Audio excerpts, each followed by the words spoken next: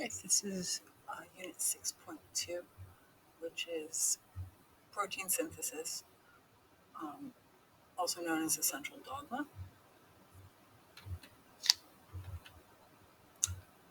Where does transcription take place? And that's in the nucleus. Remember, transcription is turning the template from DNA into an mRNA strand. Where does translation take place? And that's in the cytoplasm um, on the ribosomes. And for in-house proteins, those will be free ribosomes, and for exportation, it would be a bound ribosome. So the central dogma, also known as gene expression or protein synthesis, you're taking your DNA template, turning it into a messenger RNA, and then that messenger RNA contains the instructions to make the protein. So the first arrow is called transcription, and the second arrow is translation, and you should remember that from your POGO activities. And each gene codes for one protein, although the mRNA as well as the proteins can be modified. And remember, proteins are the most important biomolecule because they perform almost every function that occurs in a living system. This includes enzymes and structural proteins. And remember, our protein structures are unlimited. It's similar to the language, and you'll see this when you are doing translation, that each amino acid is assigned a letter. So there is an unlimited number of possible combinations because there are no rules which amino acids can go next to each other and how long it can be. So each protein can have a unique function. And just to compare DNA and RNA, DNA gets its name from the sugar deoxyribose. It's double-stranded, and the complementary base pairing rules are A binds to T and C binds to G. So DNA does contain thymine, and then RNA contains ribose. It's single-stranded, and the complementary base pairs are A binds to U and C binds to G. So uracil replaces the thymine in RNA. And this is just a visual. If the DNA strand has a T in a gene and it was being transcribed, what would be the complementary RNA base pair or base nucleotide? And that would be A. If the DNA strand has an A in its gene and it was being transcribed, what would that nucleotide complementary base pair to the DNA with? And that would be a U, because in RNA you cannot have T. If the DNA strand has a G in the gene and it was being transcribed, what would its complementary base be? And that would be C. So remember, transcription is part one. It occurs in the nucleus because the DNA is in the nucleus. And remember, both RNA and DNA are nucleic acids, and they utilize those base pairing rules. So the transcription complex includes RNA polymerase, and that settles on a promoter region that is in the DNA. So you have a repetitive sequence of nucleotides that's known as the Tata box. And then RNA polymerase unwinds the DNA. So no helicase is necessary because the DNA is not being bound to the mRNA. So the RNA is being made, but it's not still bound to the DNA, so you don't need to unwind the strand, unlike replication. And then the antisense strand is used as a template. So RNA polymerase adds RNA nucleotides using that DNA strand as a template using the base pairing rules. So if your sequence was ATC, GTA, the RNA would have this sequence UAGCAU. So you're just using your complementary base pairs. And then the DNA closes behind it. If you watch one of the videos that I included in this slideshow, you'll see it moving. This static visualization just shows the mRNA. And that's why the DNA can close back up after that gene has been transcribed. And then this transcription occurs until a termination sequence is reached, and then it detaches from the complex with RNA polymerase. And you have a special cap on one end and a tail on the other. So the poly A tail is to help prevent nucleases in the cytoplasm from destroying the RNA, and the cap allows the RNA to leave the nucleus via a nuclear pore. So that was part one transcription. You're taking your DNA and making it into a single strand mRNA that can then leave the nucleus. If the DNA sequence on the antisense is ATA, GACT, what would the RNA sequence be complement to that DNA? And that's UAU, CUGA. Remember that the antisense is the template strand. If the DNA sequence is TAA, CGATTA, what would be the RNA sequence? So that would be AUU, GCU, AAU.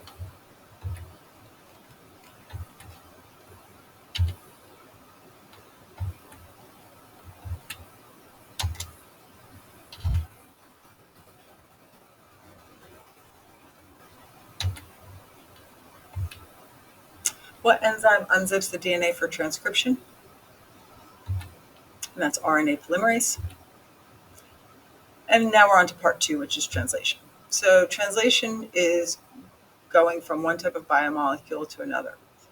This occurs in the cytoplasm. And I just wanted to mention that you also, when you have that RNA being processed in the nucleus, you can have the introns removed. So introns are portions of the mRNA that are not going to be included in the mRNA, the final mRNA that's later translated. The exons remain. The exons are expressed. So the mRNA must reach a ribosome in order for this to occur. And it's read in words of three nucleotides known as codons or triplets. So codons are complementary base paired to an anticodon on the transfer RNA molecule, tRNA. So this is pretty easy to remember. Your tRNA has the anticodon, and it has an amino acid on the other. So the actual translation is being facilitated by this tRNA because on one side it has a nucleic acid, on the other side it has an amino acid, which is the monomer for proteins. And these are just representations of that tRNA. And the first codon on mRNA is always AUG, which attracts the tRNA that holds methionine. Sometimes you'll see it on those codon charts as start, but it's always methionine. And then that first codon is shifted over and a new codon comes into the reading frame on the ribosome. And then it pairs the anticodon and the tRNA complementary base pairs to the mRNA codon. And a peptide bond is formed between those amino acids. So the mRNA codon is moved out of the reading frame so that a new codon can be read in that reading frame. And then the tRNA molecule that first came in that gets bumped out of that reading frame goes off into the cytoplasm to pick up another amino acid. But because you have that peptide bond between the amino acids, you retain all of the amino acids that were linked prior to that codon being read. And then this continues until you reach a stop codon. There's three. And stop codons are just codons that do not have a corresponding anticodon. And the whole complex kind of falls apart. And you can have multiple ribosomes reading the same mRNA at the same time. So this shows you only have two tRNAs on the ribosome at any one time. One gets booted out, kind of like an assembly line. If the DNA sequence is TCG, what would be the anticodon?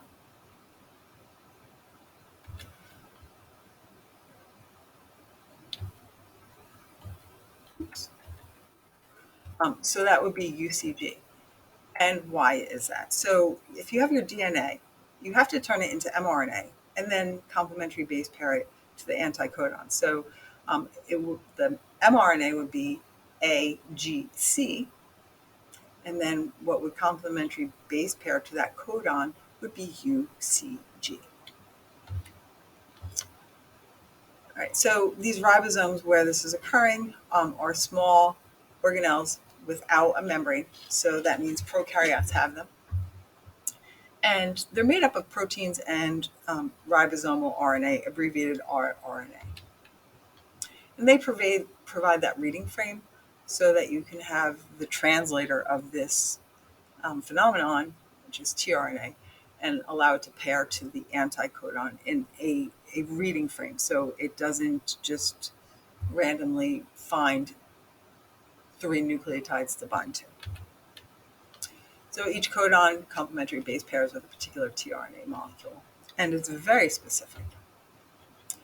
Now, because there are 64 possible combinations, right? If you have 3 nucleotide spaces, and you can have a possible one of 4 bases that could be in each position, it's 4 times 4 times 4, which is 64, or 4 to the 3rd power. And there are only 20 amino acids. So you have that redundancy that you'll see in the mRNA codon charts, where you have 4 different codons coding for the same amino acid. And usually they'll just differ in the last nucleotide. Which one of these is made from a DNA template? And that's your mRNA. Which one of these has an anticodon? And that's tRNA, anti-tRNA. Which one of these has a codon? And that's your mRNA. And which one of these makes the structure where proteins are made? And that's your ribosomal RNA, because that's the site of translation. So here you have your mRNA codon chart. And to read this, you use your first letter of the codon or triplet, your second letter, and your third. All right, so if your mRNA is AUG, CCA, UAU, UGA, what is the amino acid sequence for this? And it's this final one. And how do I do that? So if your first base on your first codon is A, U, G,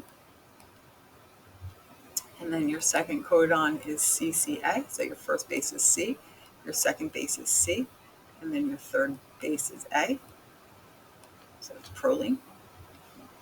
And the next one is UAU, so your first base is U, your second base is A, and your next one is U. UAU is tyrosine. And UGA, so first base is U, G is your second base, and A is a stop codon.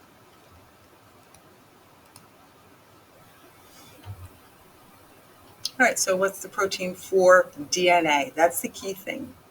What is your protein for DNA?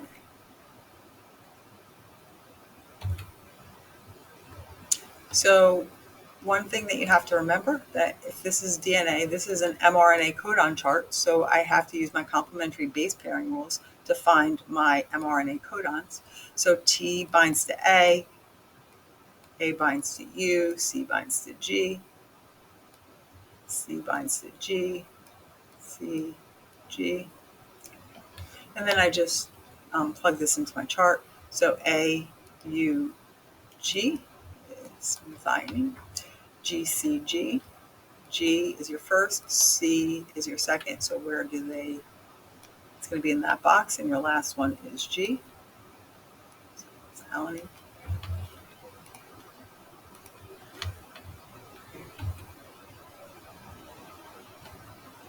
Right, so if you were looking for this chart, you just work your way out. So A, U, G is methionine. You get met, pro, isoleucine, and glycine. Right, now, just to kind of foreshadow talking about mutations, we're going to talk about a gene mutation. So this is at the molecular level that we've been talking about and includes one gene. So you can have either a point mutation or an insertion or deletion, which results in a frame shift mutation. So point mutations, where you just have a substitution of one nucleotide for another. And what happens, they can be either silent, where they don't change the amino acid, especially if they're in the third base of a codon. And you saw in that mRNA codon chart that sometimes only the first two are important and the last one can be anything. So they can be silent mutations that does not change the amino acid. If you have a change to a codon that results in a different amino acid, that's called a missense. And then finally, you can have a nonsense where you change a codon that previously coded for an amino acid to a stop codon. So this truncates the protein and it stops at that, remember, because there's no tRNA that binds to that codon. Now, frameshift mutations are from an insertion or deletion of one or more nucleotides. And this shifts the frame shift over. If it doesn't shift the reading frame over, it's not considered a frame shift. So if it's a multiple of threes, it's not really going to have any issue. The two types of mutation are, okay, so that's gene and chromosomal, and we'll talk about chromosomal in the next section. But gene are those point mutations or insertion deletion. Right, so if the DNA sequence is CAT, CGG, TGA, what is the amino acid sequence? Right, so with this, you have to do, it's a two-step process, right? I have to change this into mRNA because this is an mRNA codon chart. So C binds to G, A binds to U, and T binds to A. And I would do the rest, and then I just work from the middle. So G, U, A, so that's valine.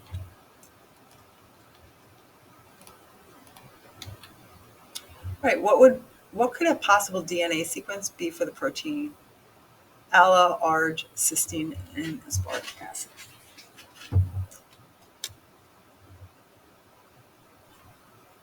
Okay, so this is just working backwards. It's no different than anything else. So it's asking for the DNA sequence. So before I do anything, I have to figure out what my mRNA sequence is and then do complementary base pairing for that. So in order to find what my mRNA sequence is, I look for that particular amino acid. And here I can see my first amino acid. So my codons for this are going to be GC, and then any of the four nucleotides. Good. And then my next one is arginine. So the codon for this would be C, G, and then any of the four nucleotides. And then cysteine, two possibilities. So it's going to be U, G, and then U or C.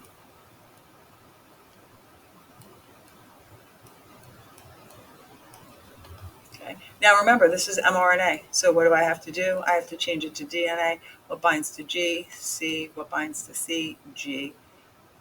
It could be any nucleotide there. C binds to G. Wow, that looks bad. G binds to C, and then I could have anything. U binds to A. G binds to C. And then I can have A or G. And then I'm just going to look which one of those fulfills that. So GC, that's a possibility. That's not going to be right because that has to be a G. You can cross that out. I know this is wrong because it has to be CG. So CG, possible. GC, possible. AC, possible. And I forgot to do the last one. So this would be G, A, and U or C. Oops. So then to base pair to DNA it would be C and T, and then either U or C. So it could be G. And this is the correct answer.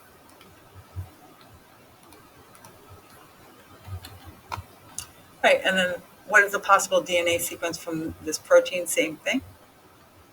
We're working backwards.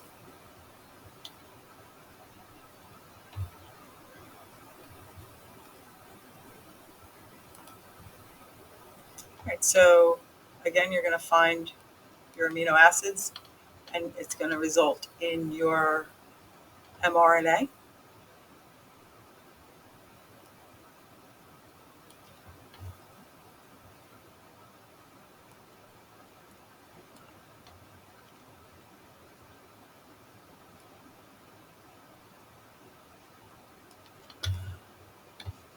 So I'm going to find my mRNA sequence.